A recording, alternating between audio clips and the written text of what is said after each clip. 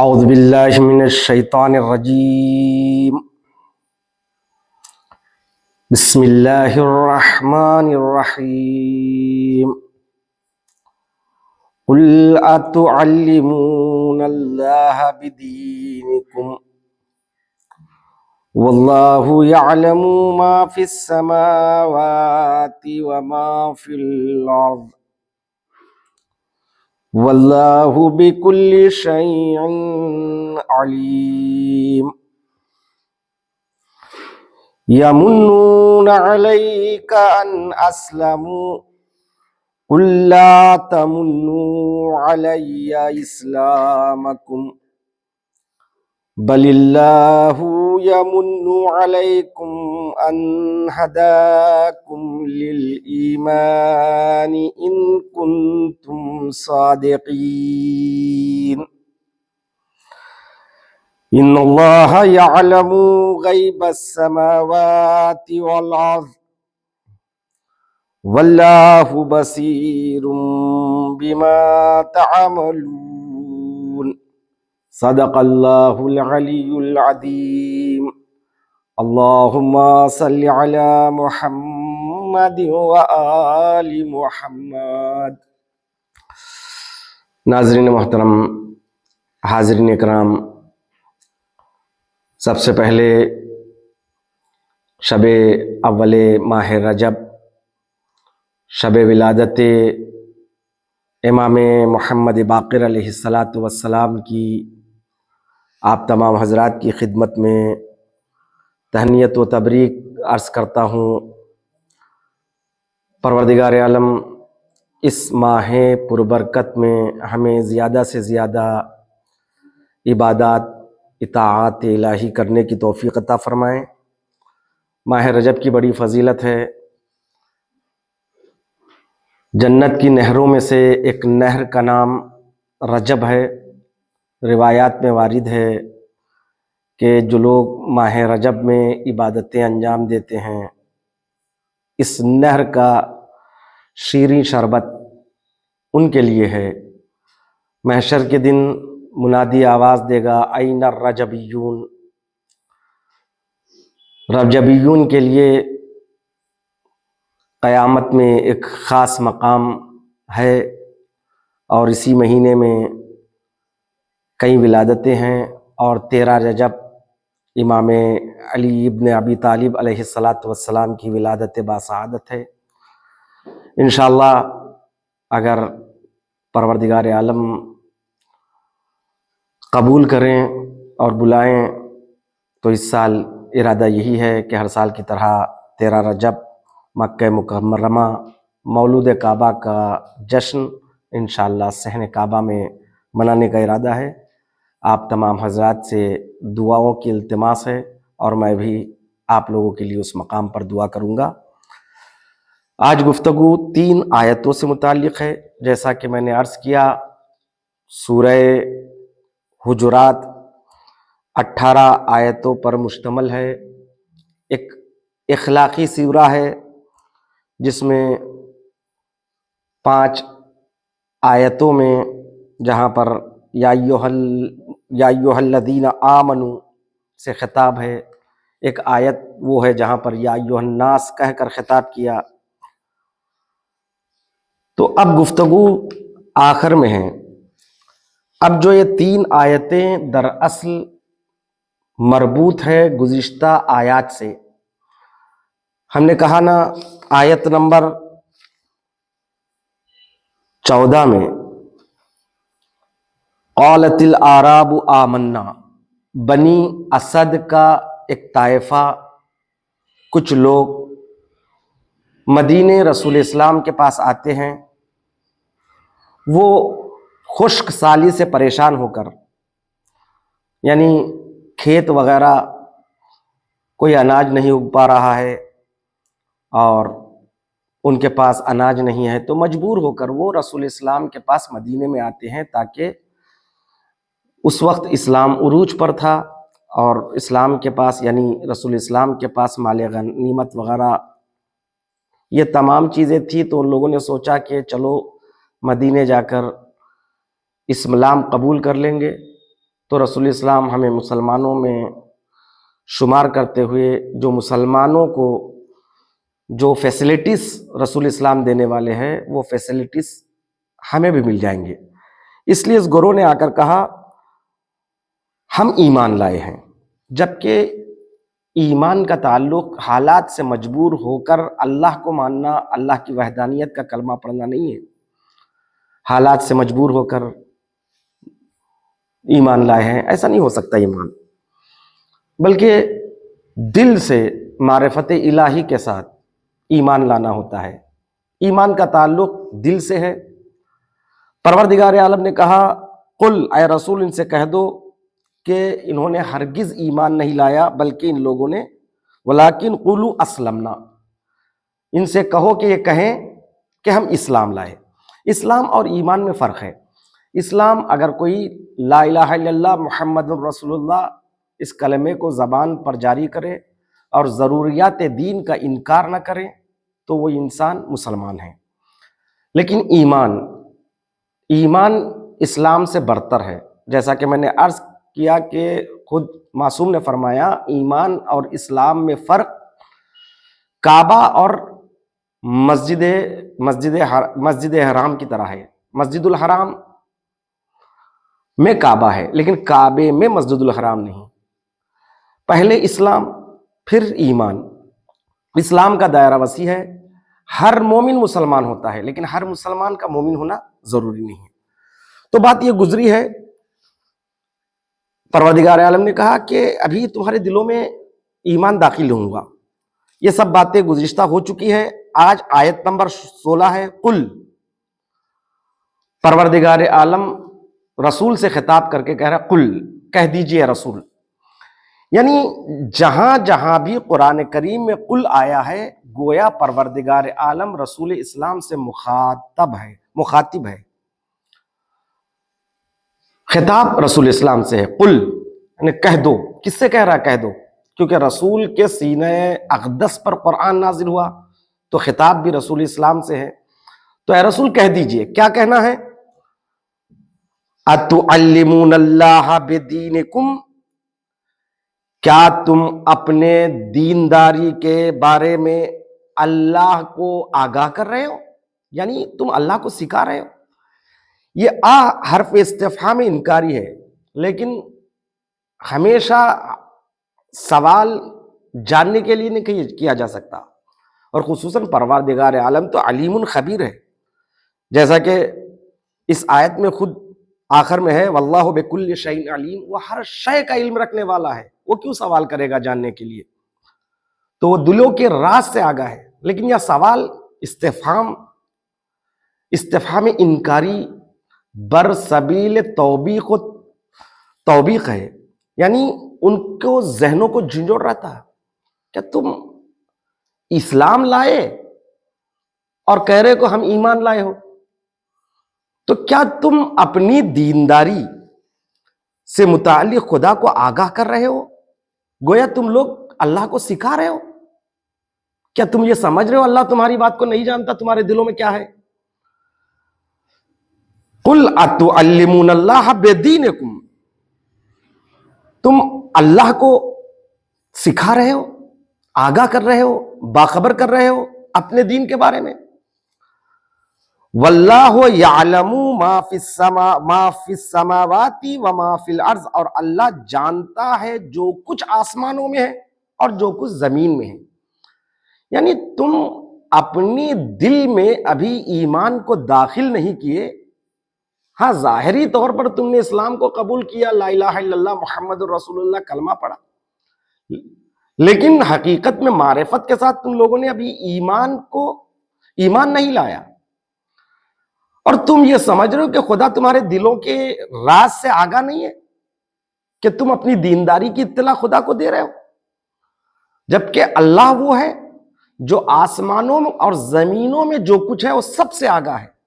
ایک نکتہ یہاں پر ہے، ما فی السماوات، سما کی جمع سماوات ہے، وما فی الارض، ارض واحد ہے. اب سوال یہ ہے کہ سماوات جمع استعمال کیا اور ارض کو واحد کیوں استعمال کیا؟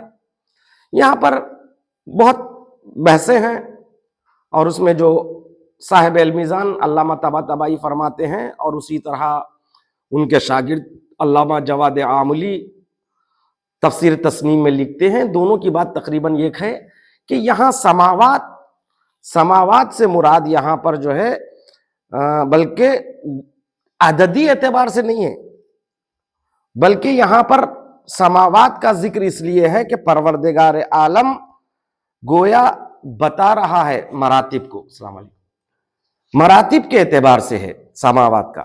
عرض یہ کر رہا تھا، آخری 3 آیتیں ہیں سورہ حجرات کی، تو پروردگار عالم اعلان کر رہا ہے تم لوگ اپنی دینداری سے متعلق اللہ کو آگاہ کر رہے ہو، جبکہ اللہ زمین اور آسمانوں میں جو کچھ ہے اس کو جانتا ہے۔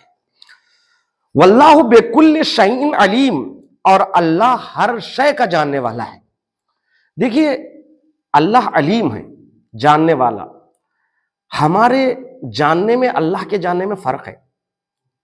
انسانوں میں بھی کہتے فلاں شخص علیم ہے یا فلاں شخص عالم ہے، اللہ کے لیے بھی کہتے وہ بھی عالم ہے۔ دونوں میں فرق کیا ہے؟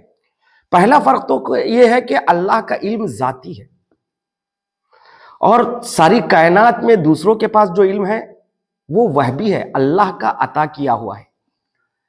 نہیں آپ کہیں گے نہیں میں تو مدرسہ میں جا کر یا اسکول میں جا کر یا کالج میں یونیورسٹی میں سیکھا ہوں، تو پروردگار عالم نے آپ کو وہ صلاحیتیں دی ہے جس کی وجہ سے وہ عقل دیا ہے، اس عقل کی وجہ سے آپ لوگ وہ سیکھ رہے ہیں، وہ پروردگار عالم کا عطا کردہ یہ علم ہے۔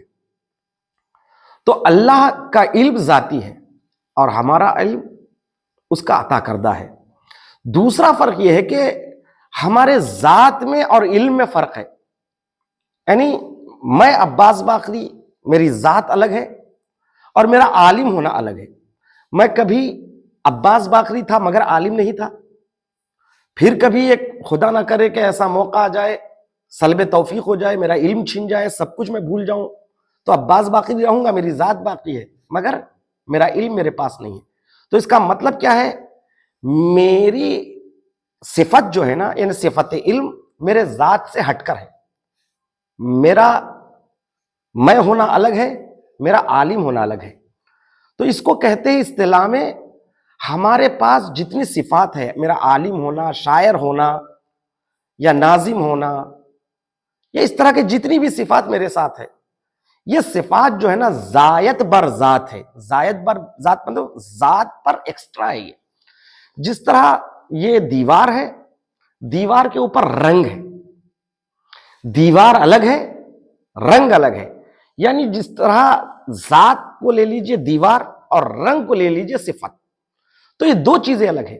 لیکن اللہ کے پاس اللہ کی صفتیں ذات بر ذات نہیں ہیں، یعنی مطلب اس کا عالم ہونا اور اس کا وجود، یہ دونوں ایک ہے۔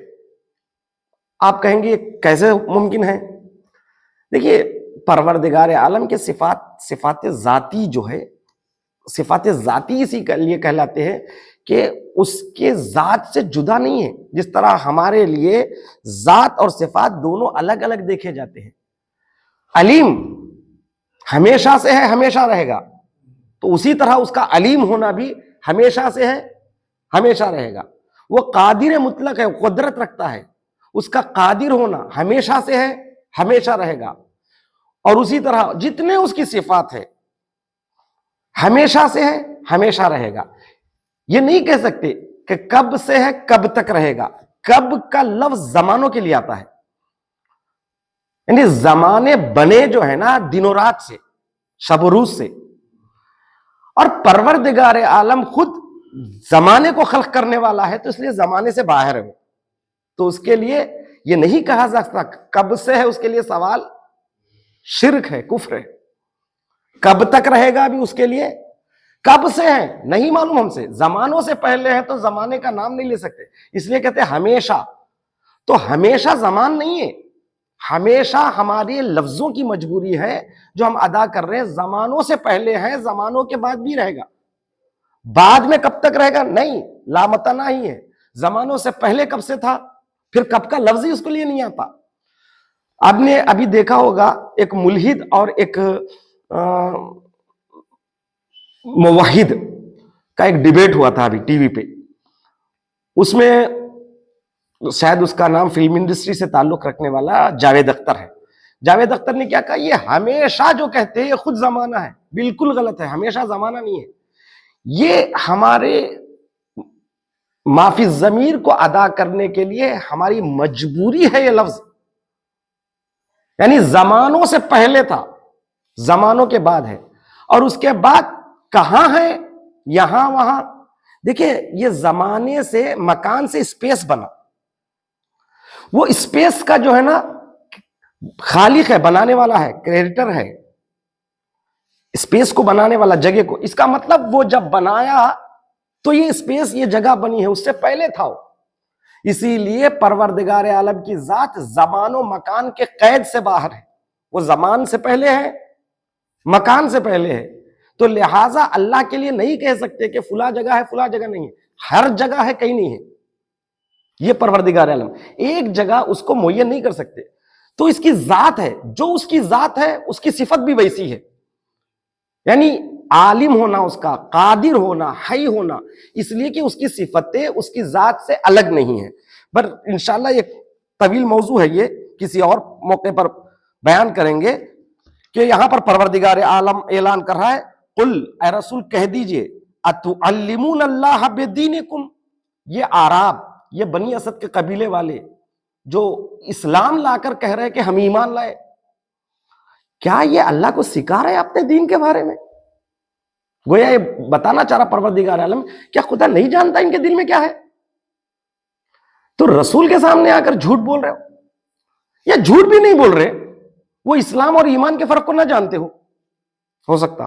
لیکن حقیقت یہ ہے کہ تم لوگ نے اسلام کو قبول کیا ہے، لا الہ الا اللہ محمد الرسول اللہ کلمہ پڑھا ہے. کس لیے کہ آپ لوگ کے وطن میں جو ہے نا خوشحالی ہوئی، وہ غذا نہیں تھا، کھانے پینے کے لیے مدینہ آئے ہیں. مدینہ آ کے ان لوگوں نے کہا یا رسول اللہ ہم اسلام قبول کر ایمان لائے ہیں. تو اللہ نے کہا نہیں، ایمان نہیں لائے، اسلام لائے ہیں. تمہارے دلوں میں ابھی ایمان داخل ہی نہیں ہوا ہے. تو اس کے بعد یہی کہہ رہا ہے، اور پروردگار خوب جانتا ہے زمین و آسمان میں کیا ہے، تمہاری دل کی بات کیوں نہیں جانے گا. وَهُوَ عَلَى كُلِّ شَيْءٍ علیم، وہ ہر شے کا جاننے والا ہے. اب اس کے بعد کی آیت اسی سے مسلسل ہے، یمنون علیک ان اسلموا. مننا یمنو کہتے ہیں، مننا کہتے ہیں عربی میں احسان جتانا، اسی سے منان ہے، یا منانو یا حنانو، یعنی احسان کرنے والا. اللہ کے صفات میں سے منان اور حنان. منان یعنی احسان. دیکھیں اردو میں احسان کے معنی عربی میں احسان کے معنی الگ ہے. عربی میں احسان کے معنی ہے حسن عمل کے، نیک کام کے. جسے ہم اردو میں احسان کرتے ہیں اس کے لیے عربی میں ترجمہ ہے یمنون، یعنی احسان. اس کے ساتھ ساتھ یمنون اللہ، یمنون علیہ کا، اے رسول آپ پر یہ احسان جتا رہے. کیا احسان جتا رہے تھے لوگ؟ یہ لوگ آ کر کہہ رہے تھے یا رسول اللہ دیکھو بغیر جنگ و جدال کے ہم لوگ اسلام لائے ہیں، ایمان لائے ہیں.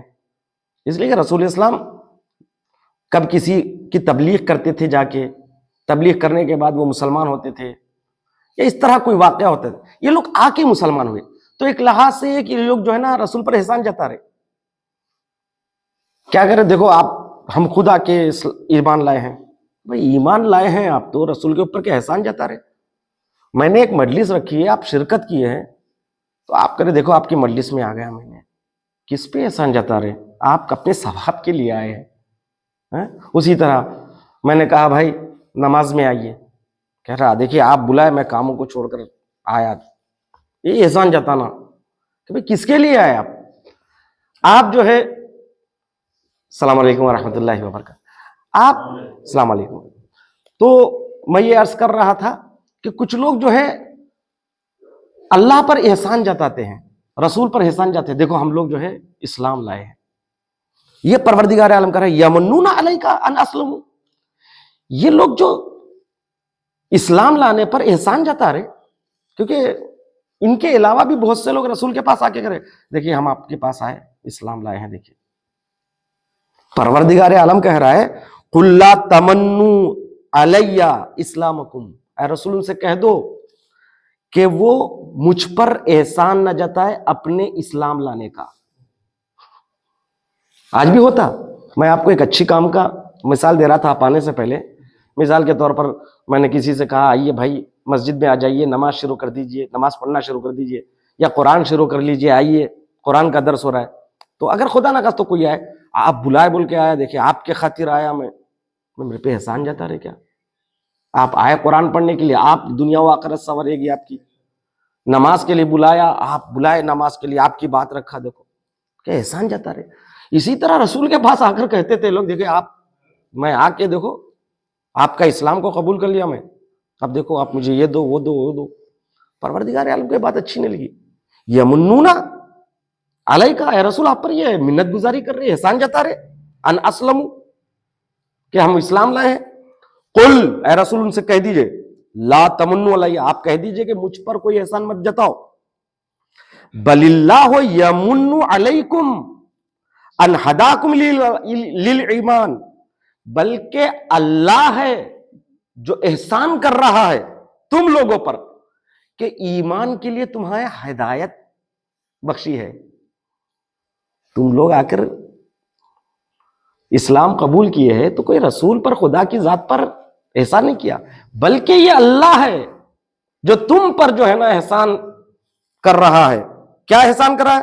ان ہداکم للایمان, کہ ایمان کے لیے تم لوگ جو ہے نا, ایمان کے لیے جو ہے نا ہدایت. ہدایت ایک احسان الہی ہے, اور ہدایت کا مطلب کوئی جبری نہیں ہے. انا ہدیناہ السبیل اما شاکرا و اما کفورا. آپ کو پروردگار عالم بتا رہے, دیکھو یہ راستہ اچھا ہے, یہ برا ہے, عقل دیا ہے تو اچھے راستے پر چلو. عقل کا صحیح استعمال نہ کر کے بھی ہدایت کرنے کے بعد بھی برے راستے پر چل رہے, تو یہ آپ کا فیصلہ ہے. تو پروردگار عالم اعلان کر رہا ہے کہ دیکھو کہ تم آ کر رسول پر احسان مت جتاؤ کہ ہم اسلام لائے ہیں, بلکہ اللہ نے تم پر احسان جتایا ہے, احسان کیا ہے کہ تمہیں ہدایت کا راستہ دکھایا ایمان کے لیے. اور آگے فرماتا ہے ان کنتم صادقین, یعنی اگر تم اپنے دعوے میں سچے ہو. کس دعوے میں؟ یعنی جو دعویٰ کر رہے ہیں نا تم لوگ, قالوا آمنا, جو طائفہ, جو بنی اسد کا جو گروہ آ کر کہہ رہا تھا رسول سے ہم ایمان لائے ہیں, اگر تم اپنے دعوے میں اگر سچے ہیں, ان کنتم صادقین, اگر تم اپنے دعوے میں سچے ہیں تو سمجھو کہ تم نے رسول پر احسان نہیں کیا, بلکہ اللہ نے تم پر احسان کیا کہ تمہیں ہدایت کا راستہ ایمان اور دین تک پہنچنے کے لیے پہنچایا. ان اللہ یعلم, آخری آیت ہے, ان اللہ یعلم غیب السماوات والارض واللہ بصیر بالعباد. اور آخری آیت میں پروردگار ہے, بے شک اللہ آسمانوں اور زمین کے ہر پوشیدہ چیز کا جاننے والا ہے, اور تم جو کچھ عمل کرتے ہو اس کا بھی دیکھنے والا ہے. اس آیت, آخری آیت میں انا کہتے ہیں بے شک, ان اللہ یعلم, اللہ جانتا ہے, غیب السماوات والارض. ابھی میں نے کہا کہ قرآن میں اکثر جگہ پر سماوات, سما کہتے ہیں آسمان کو, سماوات کہتے ہیں آسمانوں, تو سما جمع استعمال کیا ہے یہاں پہ بھی. اور ارض ہمیشہ جو ہے نا زیادہ تر پروردگار عالم نے واحد استعمال کیا. کیوں ایسا؟ زمین جس پر زندگی گزار رہے ہیں تہ بتہ یہ بھی طبقات میں ہے, وہ بھی طبقات میں ہے, لیکن پروردگار عالم نے قرآن کریم میں آسمانوں کہا, زمینوں نہیں کہا, زمین کہا.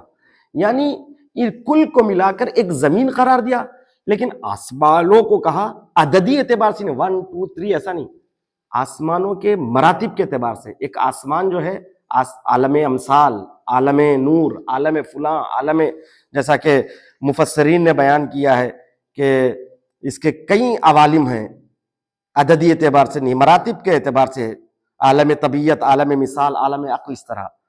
تو پروردگار عالم کہہ رہا غیب, غیب سے مراد کیا ہے؟ پوشیدہ, جو حاضر نہ, غیب کے مقابل میں ہے حضور, غیب کے مقابل میں ہے شہود. جیسے آپ میرے سامنے ہیں, میرے حاضر میں ہیں, آپ غائب نہیں ہیں. جو اس سے باہر ہے وہ میرے لیے کیا ہے؟ غیب ہے. تین ہوتے نا, یا متکلم یا بولنے والا, یا میں جس سے بول رہا ہوں وہ حاضر ہے. تیسرا وہ جو یہاں پر نہیں ہے، جو ہم سے پوشیدہ ہے، اسے کہتے ہیں غیب. پروردگار عالم کیا کہہ رہا ہے؟ اللہ ان اللہ یعلم غیب السماوات والارض، آسمانوں اور زمین میں جو کچھ پوشیدہ ہے سب کا جاننے والا ہے. اب سوال یہ پیدا ہوتا ہے یہ غیب کس کے لیے ہے؟ کیا اللہ کے لیے غیب ہے؟ اللہ کا ولی جب مولائے کائنات سے جب خلیفہ دوم نے پوچھا اے علی جب آپ سے کوئی بھی مسئلہ پوچھتے ہیں تو فوراً ایسا جواب دیتے ہیں، سوچتے بھی نہیں، تھوڑی فکر بھی نہیں کرتے. تو مولائے کائنات نے کہا ذرا بتاؤ تمہارے ہاتھ کو کھول کر تمہارے ہاتھ میں کتنی انگلیاں ہیں؟ کہا سوچنے کی ضرورت، 5 انگلیاں ہیں. تو مولا نے فرمایا جس طرح تمہارے چہرے کے سامنے تمہاری 5 انگلیاں حاضر ہے، اسی طرح پوری کائنات میرے سامنے ہے. تو جس بندے کے پاس یہ علم ہے کہ کائنات اس کے سامنے حاضر ہے، تو یہ غیب کس کے لیے ہے؟ جو خدا فرما رہا ہے، جو کہہ رہا ہے، اعلان کر رہا ہے ان اللہ یعلم غیب السماوات والارض، سماوات اور زمینوں اور آسمانوں، زمین اور آسمانوں کے غیب پوشیدہ چیز کو جانتا ہے. تو یہاں مفسرین نے کہا یہ غیب نسبت خدا کی بنا پر نہیں، اللہ کے لیے کوئی غیب نہیں ہے.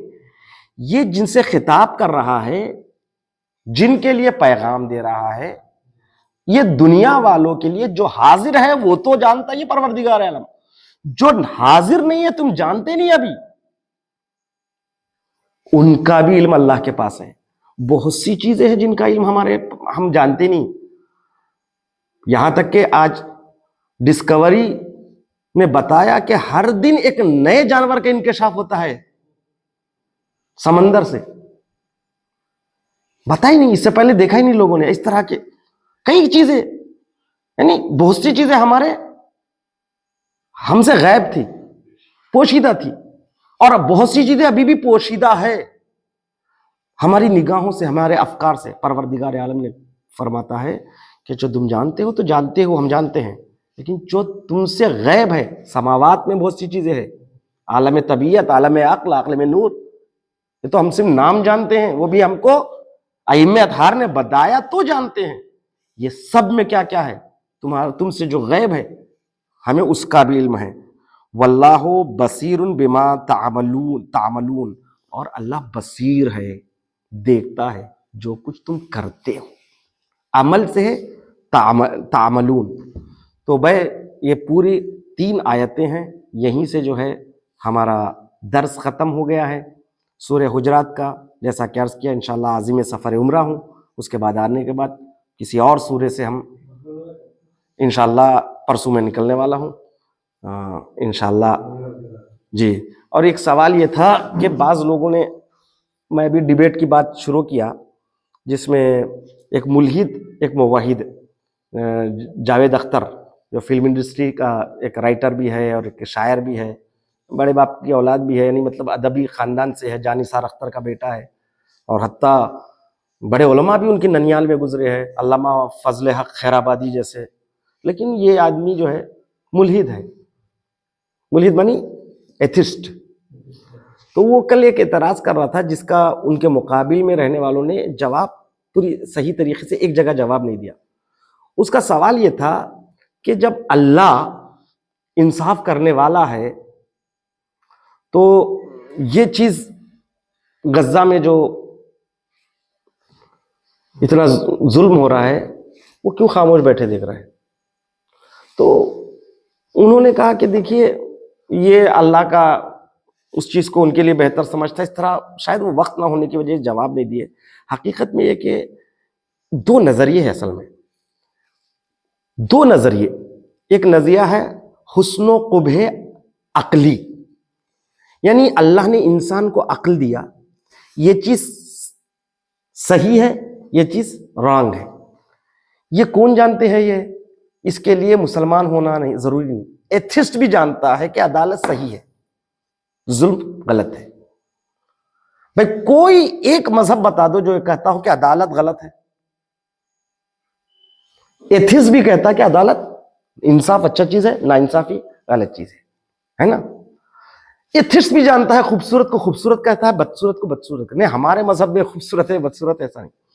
تو پروردگار عالم نے جو حسن اور قبح رکھا وہ عقل فیصلہ کرے گی، اور جو عقل فیصلہ کرتی وہی خدا کا حکم ہوتا، کیونکہ خدا حکم حکیم ہے۔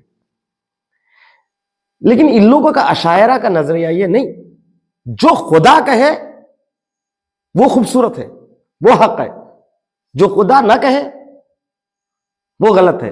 یعنی خدا اگر کل کے دن کسی ملعون کو جہنم میں بھیج دے تو یہ حق ہے، کسی اچھے آدمی کو جہنم میں، کسی ملعون کو جنت میں بھیج دے یہ حق ہے، کسی اچھے آدمی کو جنت میں بھیج دے یہ حق ہے۔ ہم لوگ کہتے نہیں، عقل حسن و قبح عقلی کے قائل ہیں ہم شیعہ۔ ہم کہتے ہیں اللہ نے عقل کی دولت دی ہے، عقل جس چیز کو اچھا کہتا ہے خدا بھی اسی کو اچھا کہتا ہے، کیونکہ پروردگار عالم نے عقل دیا ہی اسی لیے کہ اچھے کو اچھا سمجھے، برے کو برا سمجھے۔ لیکن یہ لوگ کہتے نہیں، عقل کچھ فیصلہ نہیں کر سکتی، خدا جس کو اچھا کہے اس کو عقل سے ہم لوگ اسی کو اچھا چلنا۔ تو ایک بحث ہے یہ۔ تو الحمدللہ 18 آیتیں گزری ہے سورہ حجرات کی، انشاءاللہ شب ولادت بھی ہے، مبارکبادی پیش کرتا ہوں، یہ مہینہ ہم سب کے لیے بابرکت قرار پائے، اور جو لوگ شرکت کرتے رہے اس درس میں پروردگار عالم ان کو ہاتھوں میں وقت آخر بھی قرآن ناطق اور قرآن صامت دونوں ساتھ ساتھ رہے۔ والسلام ورحمۃ اللہ وبرکاتہ۔